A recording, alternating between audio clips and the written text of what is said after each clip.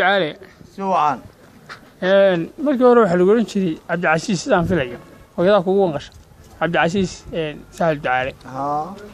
markii dambe ay waayaha dhalinyaranimada iyo guutada 12aad oo iyadu markaas dariiqo fara badan ku hor istaagtay oo checkpointiyo fara badan ku dhigatay wana istabaha iyadu qudheedu waxaad markaa la baxay haybi magacaan haybe la yiraahdo haybe mudafar badan batiyay magaca mustafare mudafar badan waa ku nabad yaana maash waa ku nabad yaana baala waxa laga soo raray muxtaar baa laga soo raray ma leeyahay laga soo raray haye hayba la yiraahdo badal baa leeyahay laakiin hadda ku dhowday qoolo la yiraahdo ila qoolo noqdoba hadda ku dhowday haddii aan wax iska bedelin ana ceel gardigaas wax ka bedelin inaan qoolo waa bacaysan hayba waxa sheegay magacyo kale oo iyana dahdabis laga sheego la yiraahdo waxa ahaa ninkan hoobiye gamceed